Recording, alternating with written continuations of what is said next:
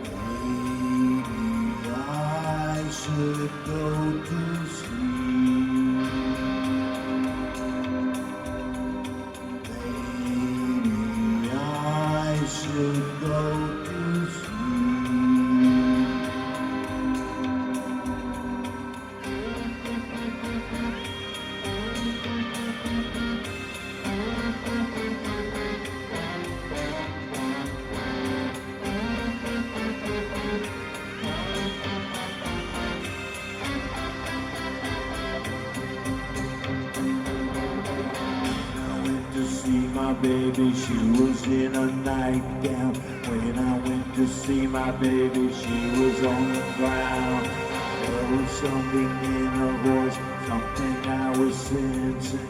There was something in her voice, something that was missing.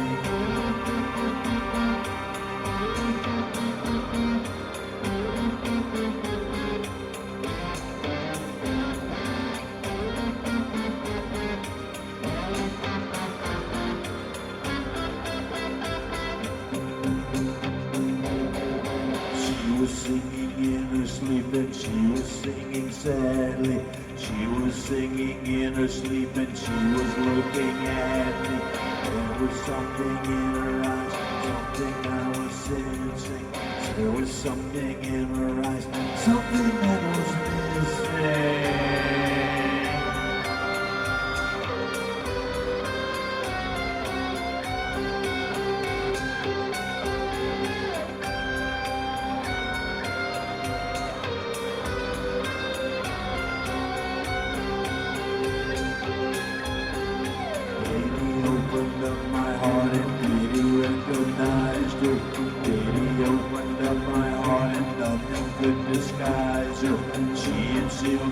Inside her body she could sleep in.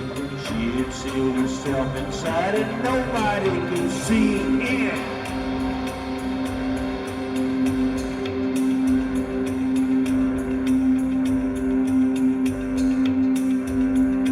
Love is just a little lamb looking for a hunk of ham. Love is just a little lamb looking for a hunk of ham. Love is just a little lamb looking for a home, home, home, home, home,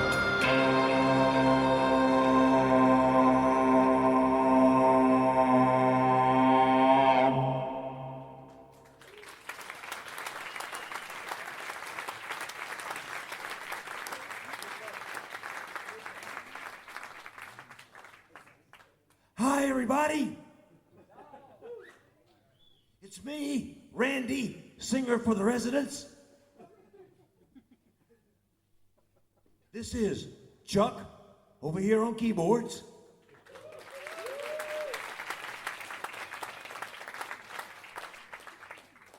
Bob on guitar.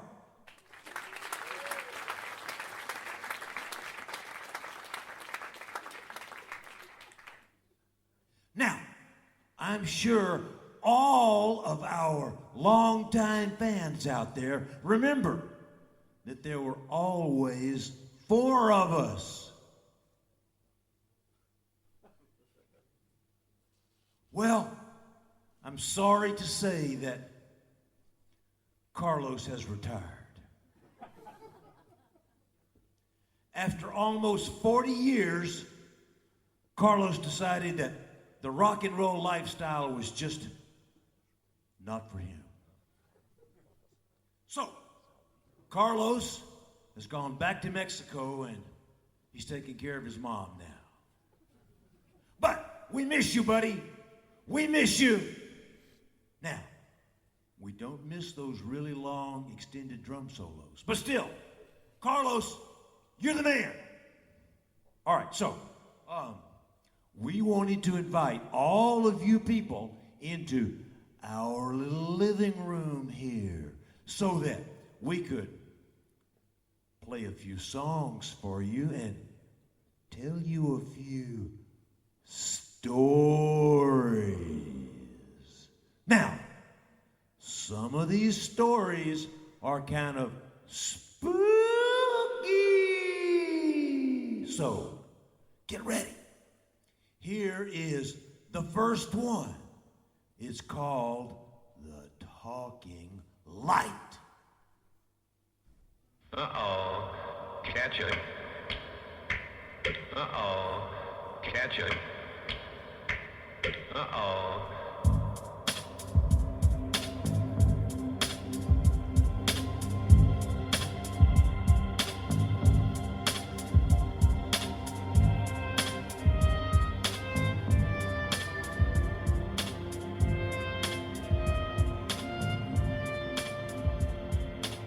Once, when I was a lonely teenager. Once, when I was a lonely teenager. Once, when I was a lonely teenager. Once, when I was a lonely teenager. Once, when I was a lonely teenager. Once, when I was a lonely teenager. Once, when I was a lonely teenager.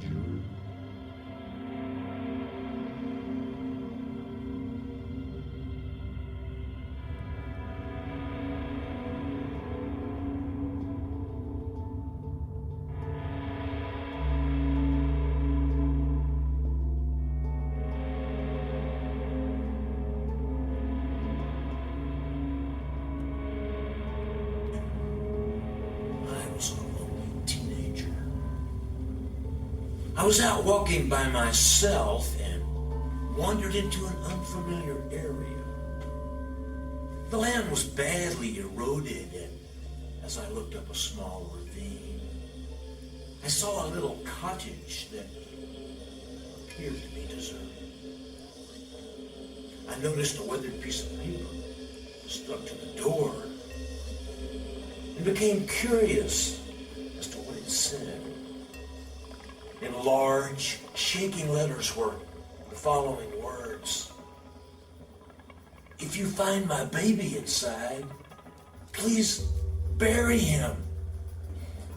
Startled, I took the note off the door and continued to read.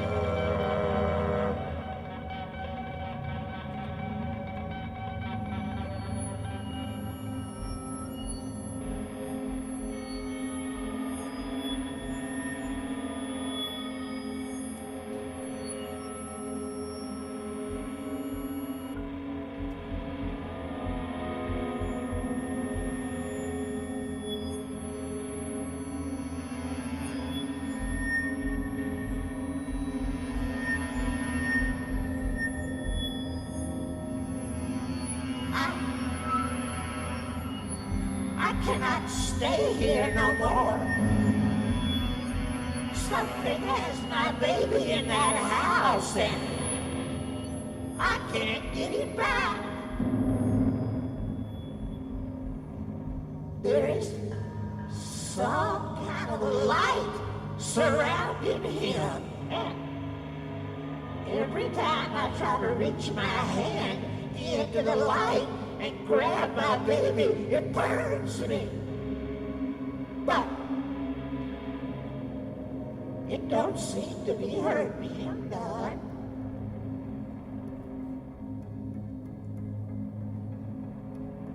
And there's a voice. A voice keeps coming out of the light, and it says, "Find the ring! Find the ring!" Ah! Oh God! I have ripped up the floorboards and I tore down the wallpaper, but I can't find no ring anywhere. And now, I am so tired. I am so tired.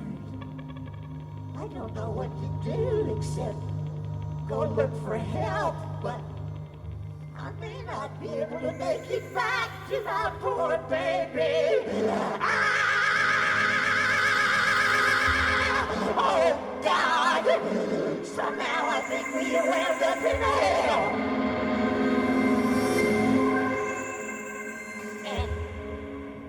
And I get the feeling it must be my baby's fault. But I don't know what he's done to deserve this.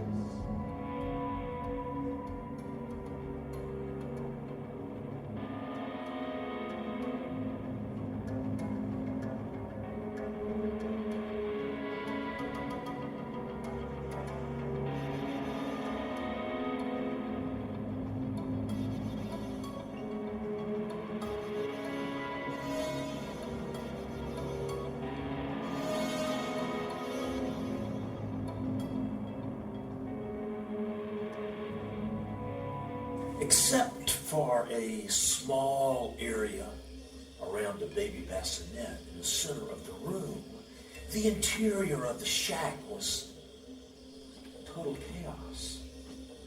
After working my way through the jumble of broken furniture, loose floorboards, and other rubble, I finally reached the side of the oddly spotless and pristine bassinet, covered by a clean dry blanket. Filled with apprehension, I removed the cover, revealing the perfectly formed skeleton of a baby, clutching a wedding ring in its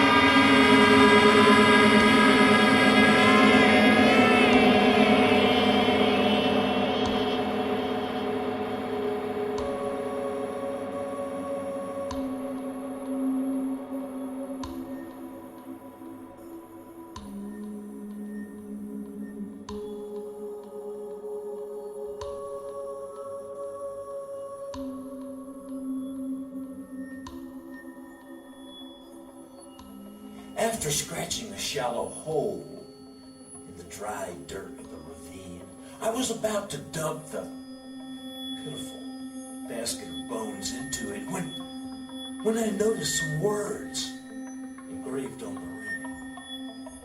Deeply disturbed but compelled to continue, I brought the ring closer to my eyes and made out the words, "A mother's love erases rages. A mother's rage erases." But the rest was scratched out. Overwhelmed by feelings of fear, disgust, and confusion, I threw the ring and the baby skeleton into the hole. I quickly covered them with dirt and ran home. No one has ever believed my story. I've tried to convince myself that it must have been a dream induced by the instability of adolescence. I take comfort from that.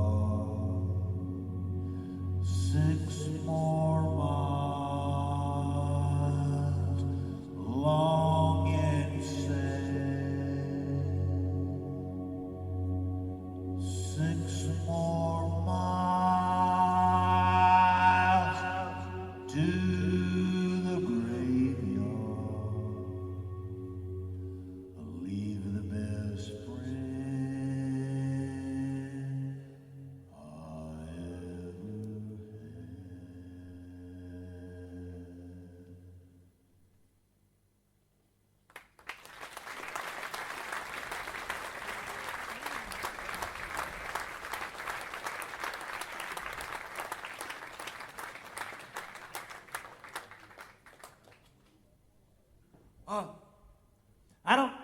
don't know about you, but I believe in ghosts.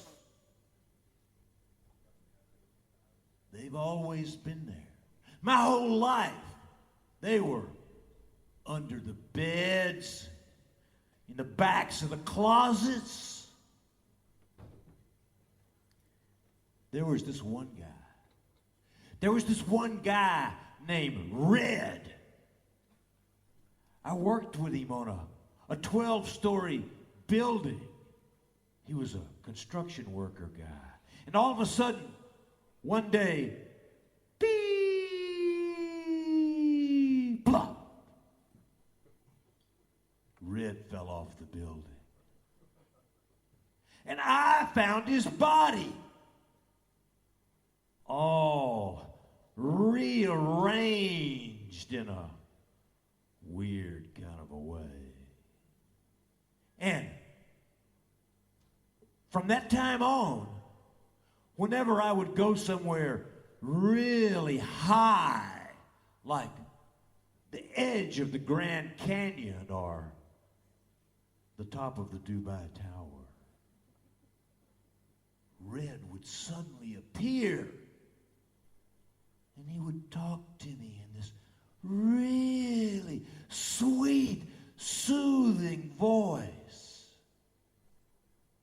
and try to get me to jump. And then there was this ball, this big, giant, glowing ball that came down and landed right on top of my head when I was stuck in quicksand in Crossett, Arkansas. And inside of this big, giant, glowing ball were snakes and bugs and worms and the cut-off head of a train conductor. It was really weird in there. But the worst of all are the mirror people. The mirror people. I'll tell you more about them later.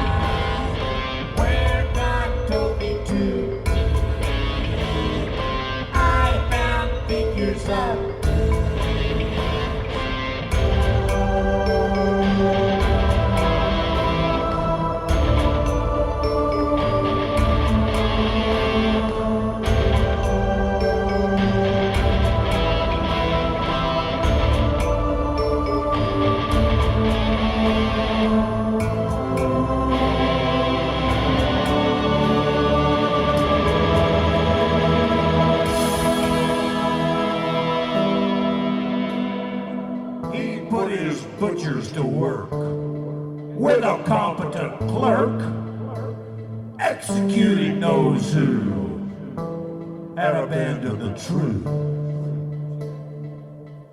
Then four faces appeared around the sides of a sphere, spinning over a throne made of amber and bone.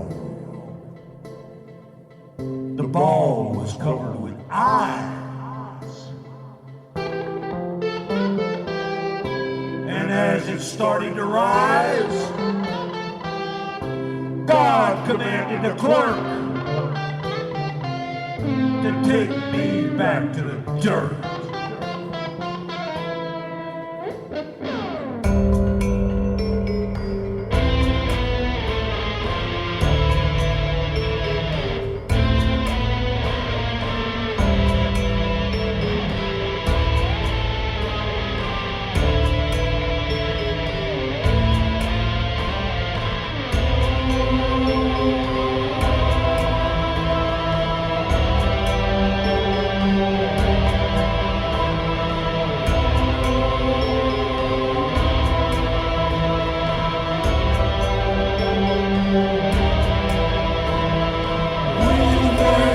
living stone. His voice followed me home and said he was coming to meet my cousins who were his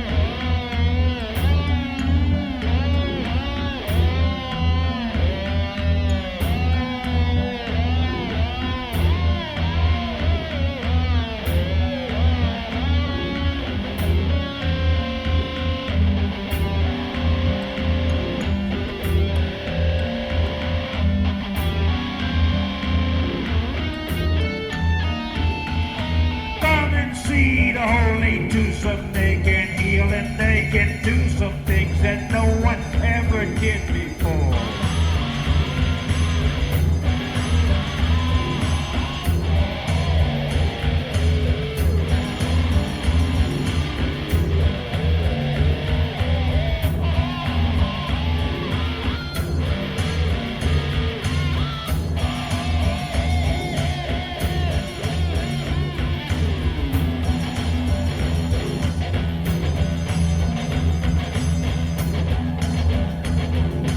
Silently I stood between them, holding up the crimson gleaming circle with his hands not quite in line.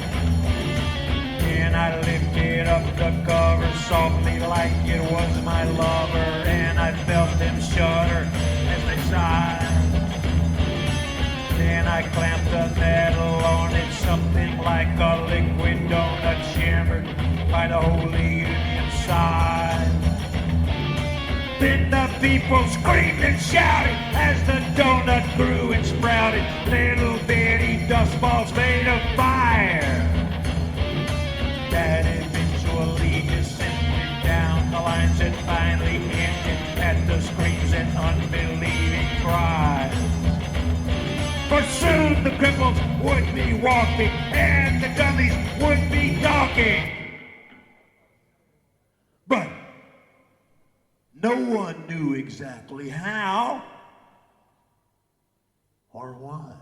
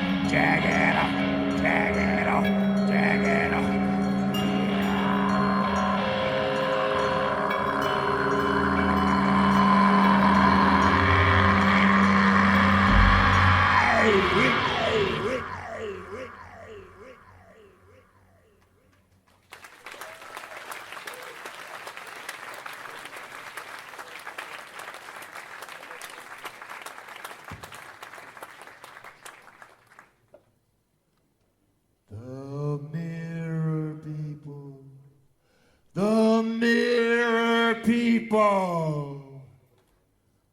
I always knew they were there, but it wasn't really a problem until not too long ago. I was in my bathroom shaving, and the whole room was all steamed up, and the mirror was foggy. And all of a sudden, I heard this voice. And it said, "Hi, Randy. Hi, Randy. I want you." I said, "Pardon me?" And I looked around, but nobody was there. I knew who it was. And slowly I walked up to the mirror and I wiped it away. And there he was, staring at me.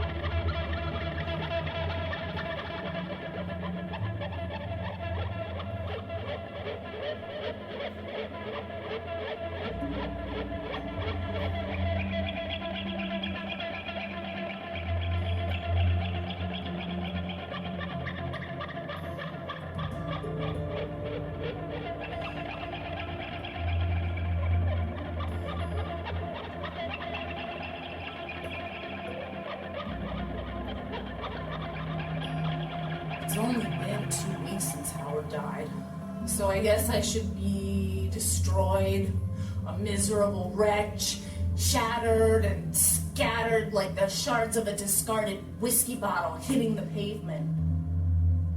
But I'm not. I'm not, you see, because nothing could be worse than watching him die. Nothing could be worse than watching a life you loved slowly sucked away like a spider draining the brain of a fly. But then, he came back. Maybe it was only a dream, but he's been in every dream I've had since he died. And so what, I say? Who needs reality filled with grief when love lives in your dreams? In the past, dreams faded quickly, but since Howard died, they're like permanent movies living inside my mind. Every second of every dream is alive. It's mine, whenever I want it.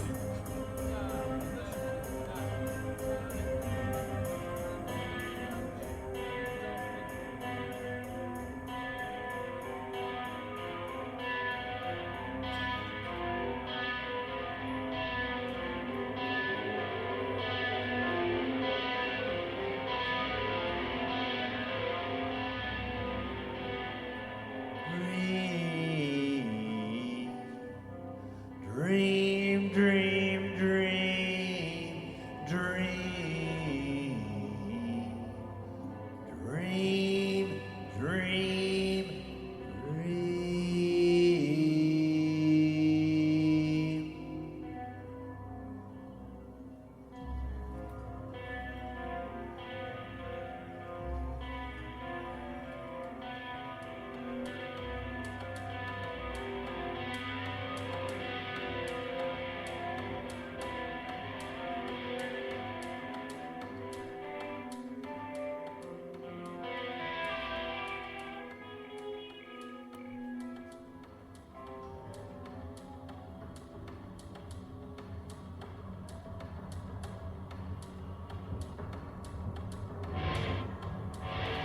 first night was like a lamp lit in the blindness of a black and empty room. The flame of the lamp grew brighter and brighter until the room disappeared, replaced by his face, shining like the center of the sun. Arms emerged from each cheek, opening wide in an obvious invitation to the space between his large and blood-red lips. I freely fell into the opening and, once inside, easily embraced his heart.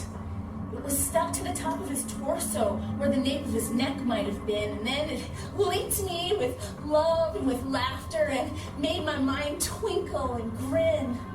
The dream flowed on in its own loose and liquid way, filling my mind with a warmly glowing wetness that always equaled the essence of Howard.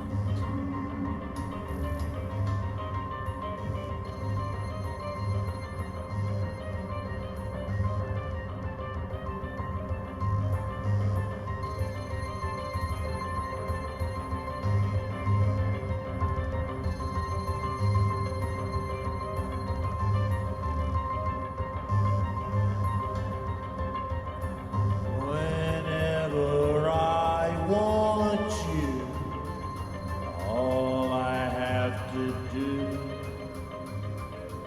Whenever I want you, all I have to do. Whenever I want you.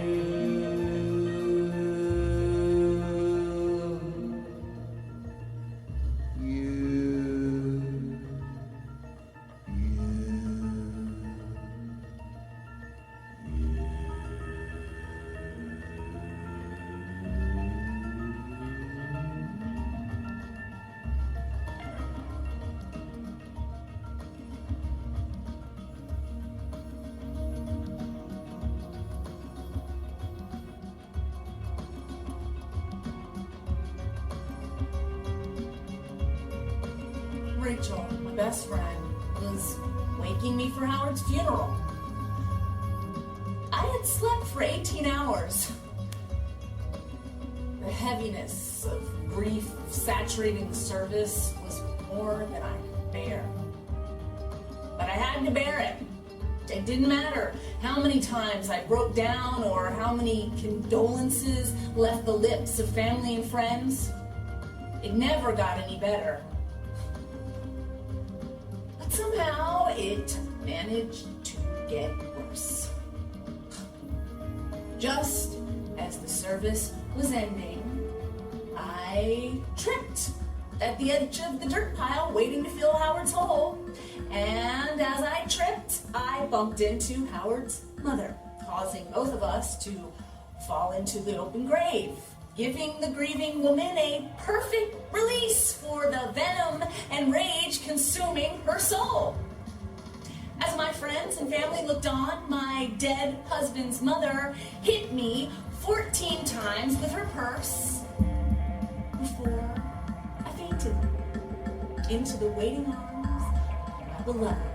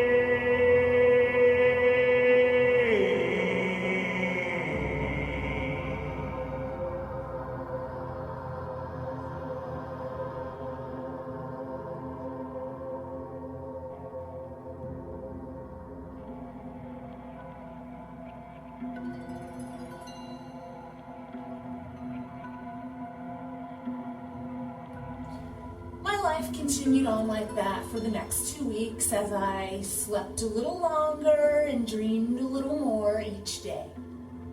I made it 23 and a half hours yesterday, and now, with Howard's support, I think I'm ready. The doctors say it's medically impossible for a healthy person to sleep 24 hours a day, but Howard and I don't think so, and that's all that really matters.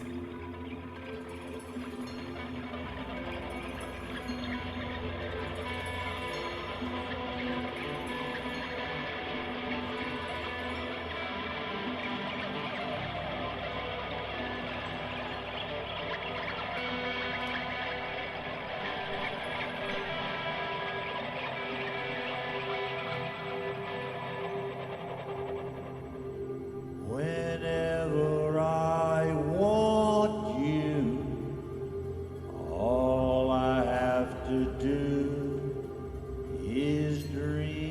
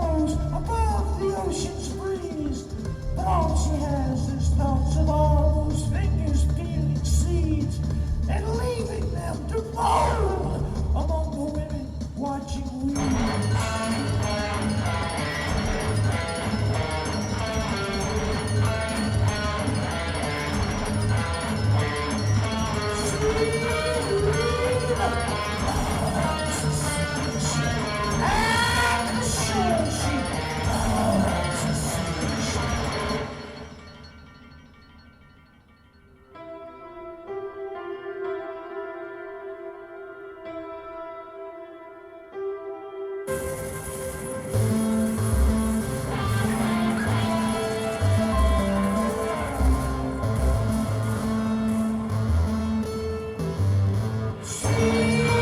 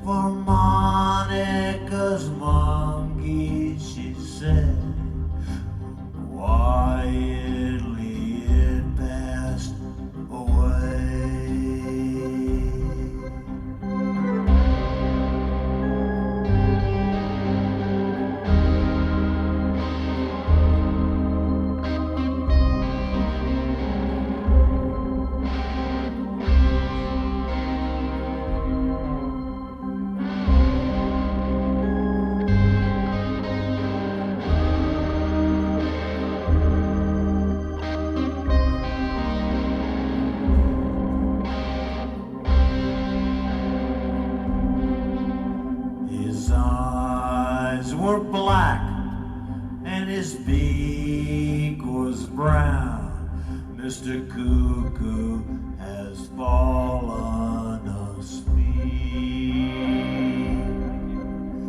And soon his home will be underground. Mr. Cuckoo has fallen asleep.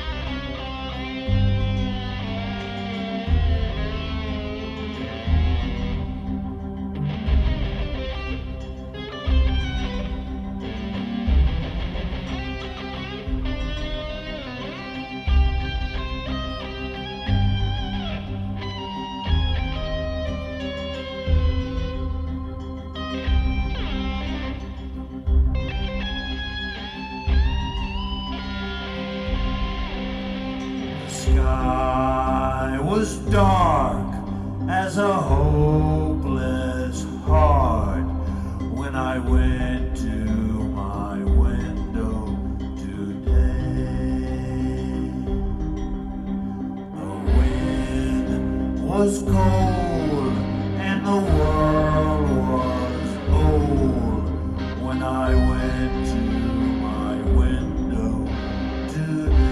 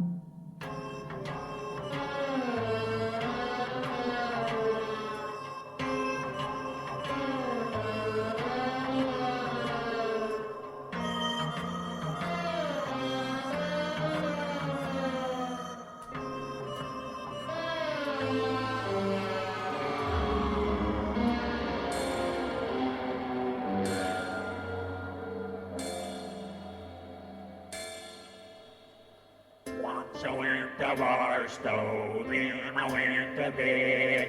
First my friend was with me, then my friend was dead. All his clothes were burned up, and his ties were red. Oh, after all we've been through, what more can be said?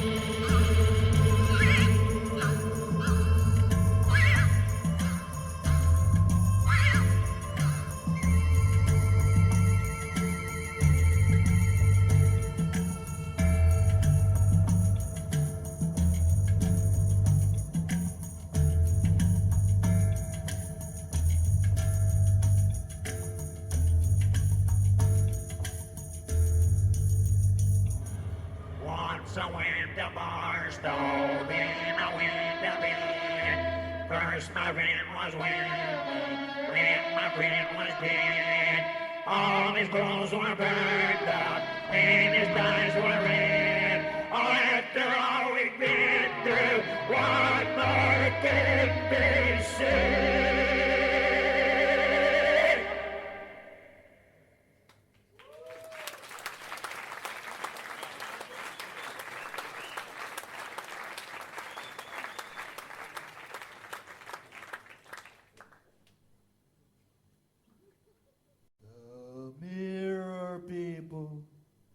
The mirror people. They have their rules. The mirror people have their rules. If you walk right up to the mirror and you look straight at it, they never talk to you. They never talk. And if somebody else is in the room, they never talk. But they're there. They're there. They want you. They want to become you. My wife is one. My wife, Bonnie, she's one. That's why I sleep in the garage now. Once, when I was a kid, I went into a barber shop. I don't go in those places anymore. But I went into that barber shop and I sat down in that big chair and I looked all around at all of those mirrors and I just jumped. And it made the barber stab himself in the cheek with his scissors. After that, my mom always cut my hair. Next time you're stuck with the nastiest job in the house, make it vanish.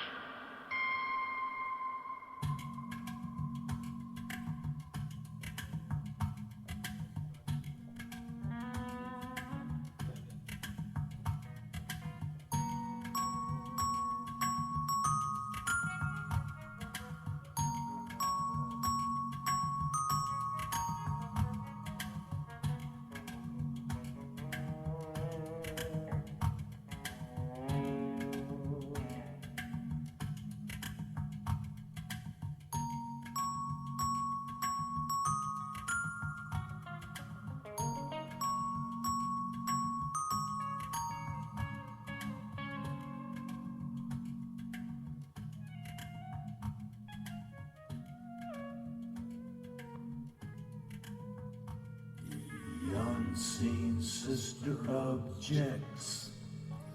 The unseen sister protects. The unseen sister expected nothing from life.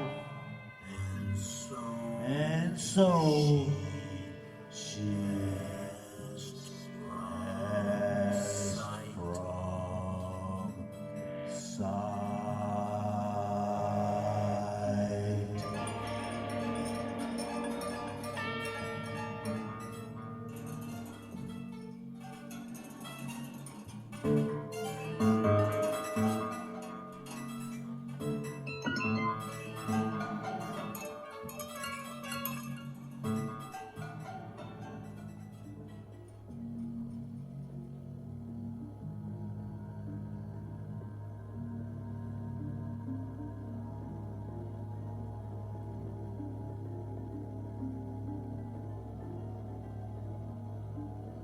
When I was very young, I had a twin sister that no one could see but me. We lived in a farm without any neighbors, so she was my constant companion for some reason, she'd like to play tricks on my mother.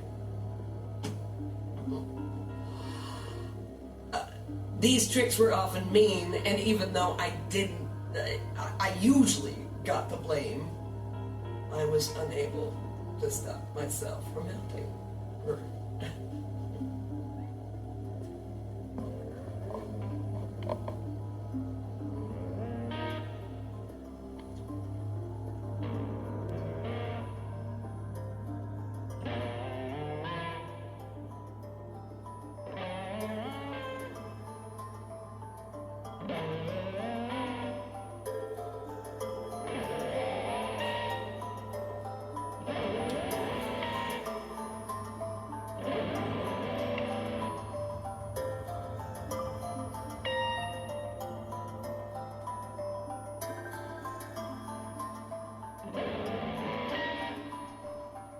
Unseen sister objects. The unseen sister protects. The unseen sister protects. Protects. Protects. Protects.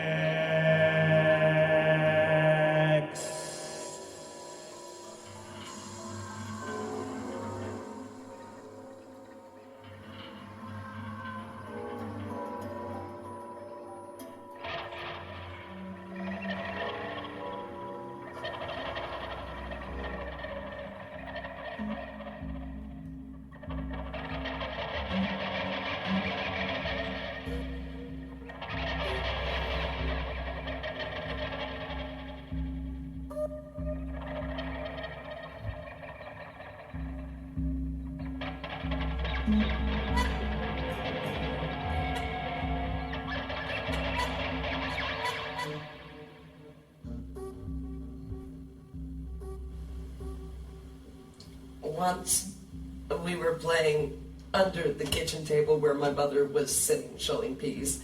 I grabbed her leg and said I wanted to play horsey as my sister placed a loop of clothesline around her ankle. Mother said no, and then she got up from the table, walked 2 steps, and tripped as she reached the end of the rope. As my mother fell, she knocked a boiling pot off the stove. It fell on her head. Even though it was July, she was cooking pasta in the shape of little green Christmas trees because it was my favorite. Mother's face was no more than 6 inches from mine as she screamed, jerked away the pot, and revealed the red bubbling face covered with little green Christmas trees.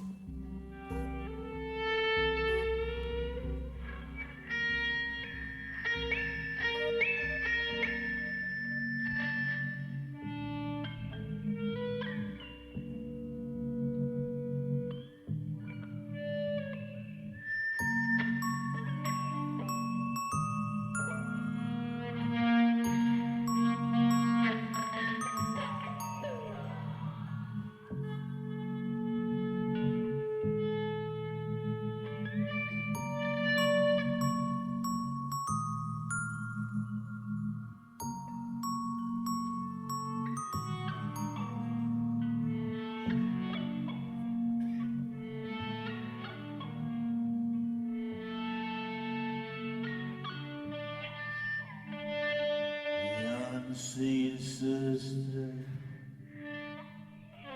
the unseen sister, the unseen sister, the unseen sister, the unseen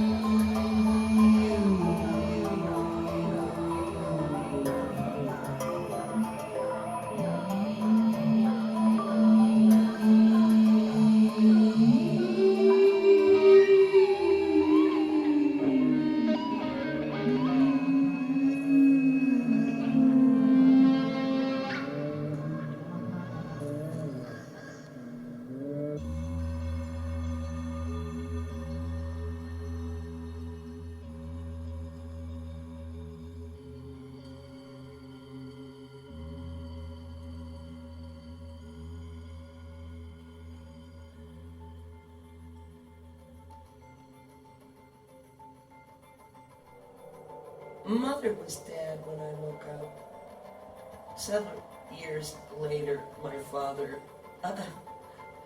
said that she had become tangled in the cord of a toaster and electrocuted herself as she stumbled around the room, screaming in pain. I'm a goldfish that died one time too.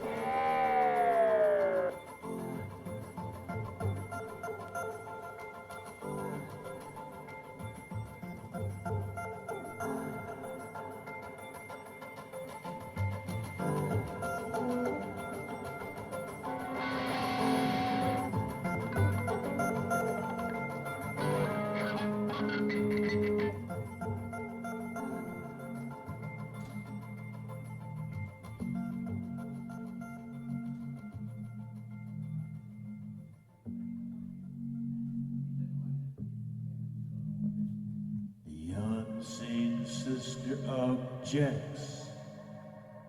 The unseen sister protects. The unseen sister expected nothing from life. And so she passed from sight.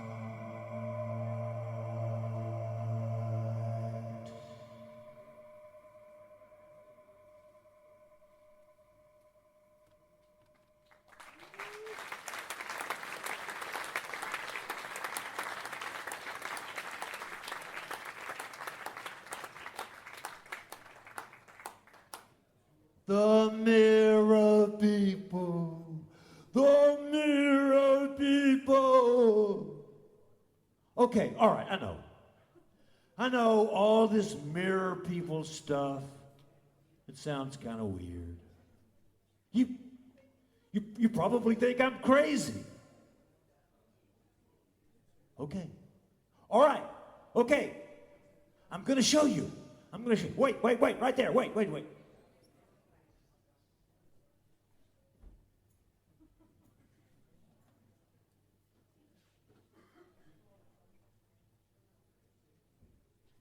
It's a mirror. Okay. Mirror on the front. Mirror on the back. So, this is going to be kind of dangerous. So, get ready. Get ready. I'm going to look in this mirror.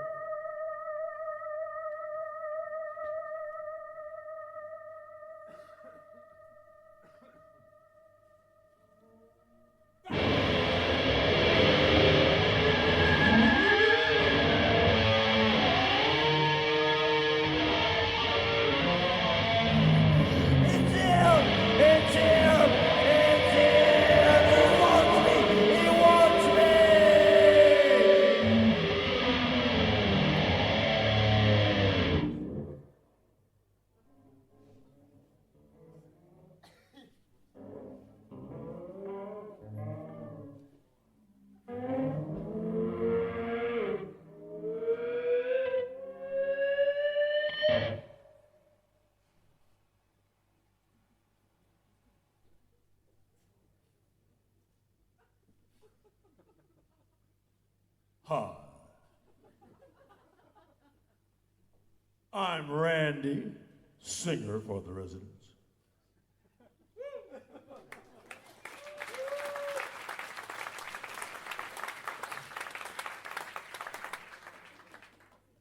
This is Chuck on keyboards.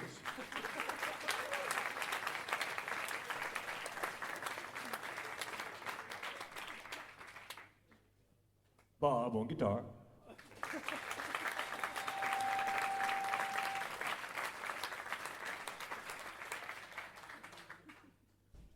Fuck Carlos. That guy was an asshole. Go back to Mexico, buddy. Okay, all right, so now we have a few more songs for you. This next one is about a dear, sweet little old lady.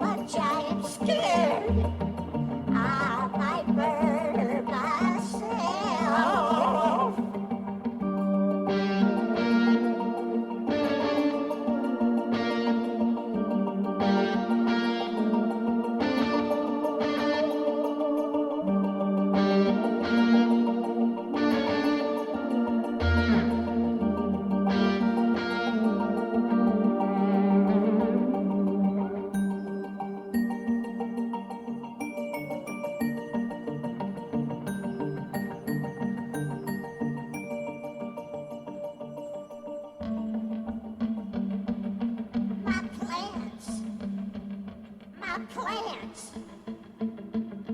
If I do it, who will take care of my plants? Maybe Martha. She sent a card on Mother's Day, and she has a philodendron and 3 ferns. They look terrible, though. They look terrible, just like her house. She never dusts her leaves.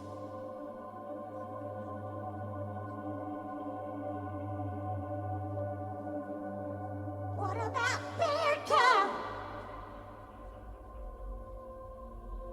She's been married 3 times. How could she possibly take care of orchids?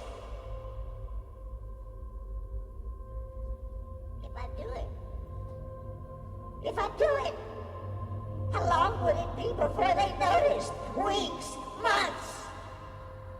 And all that time, my poor orchids being eaten by those aphids. I know why. I know why they ignored me. It was a long time ago, but they still hold it against me. He was old. He was old. And he could barely hop around. Poor thing. Somebody had to do it. Somebody had to.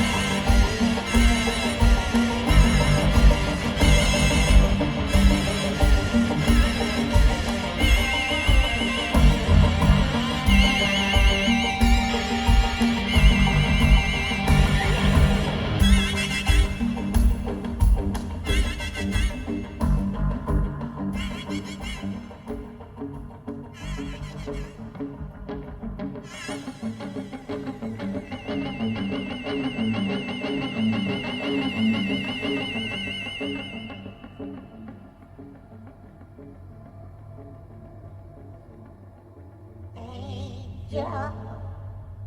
Answer my prayer. Answer my prayer tonight. Tell me if anyone else cares.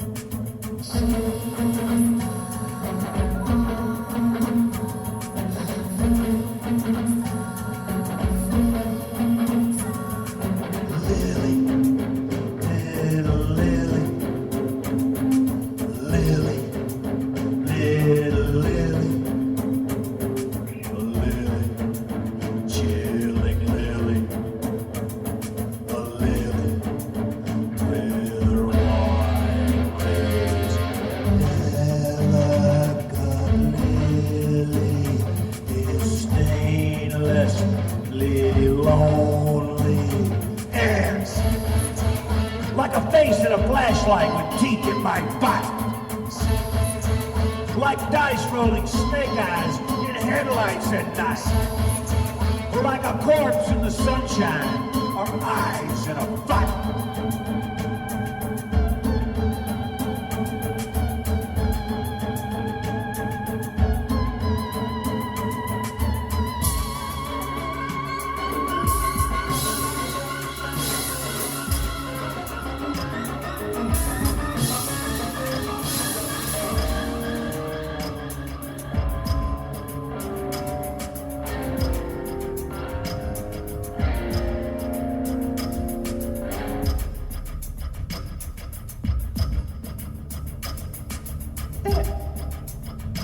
There's a spot!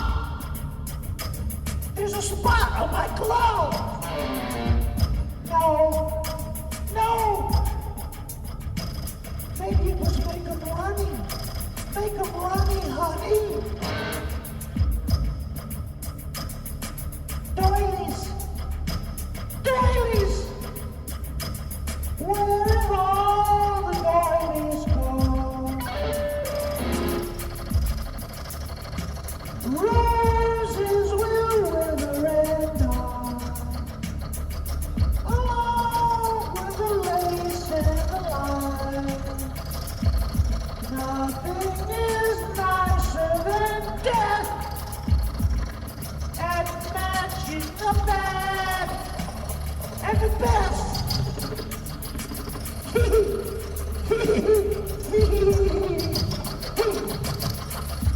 He hated me. He hated me. And hate is hot. And hate is white. I'll not even have to stain for him. Not even a stain on the memory looked up to. Lacking all respect for him, I'm blacking out the specks of decent thoughts that linger in me. Leaving only white,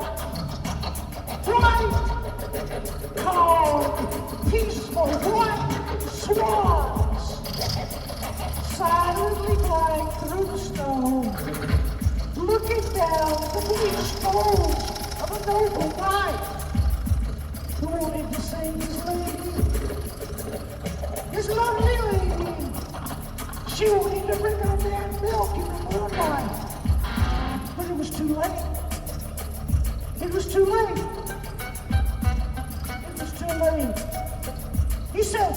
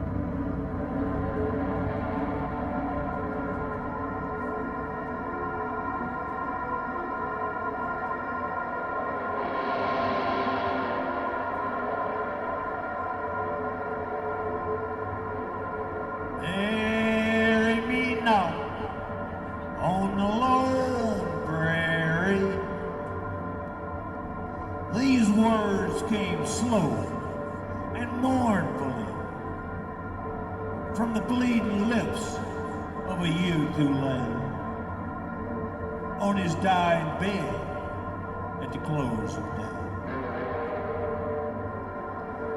Darkness hovered above his head as the shadows of death grew thick like lead. He thought of his home and his family that night as the cowboys gathered to watch him die.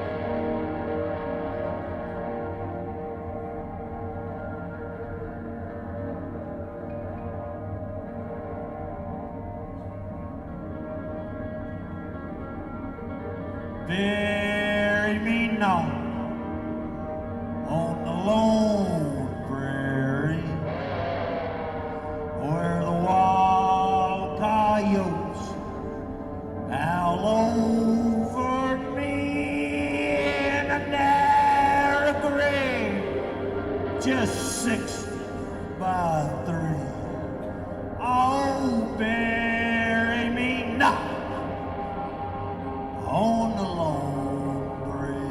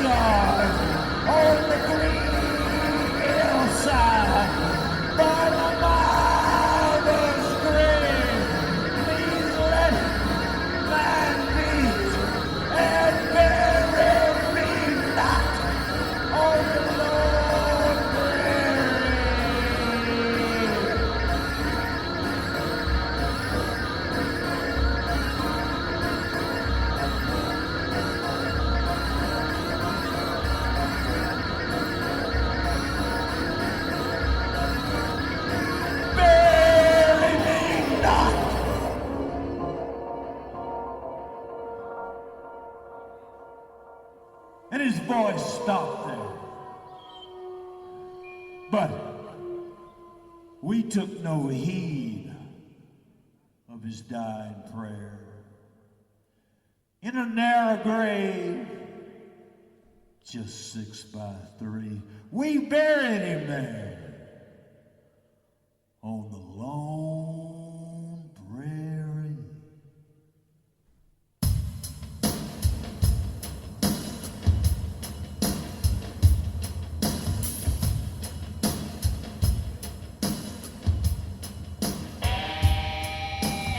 What can they do?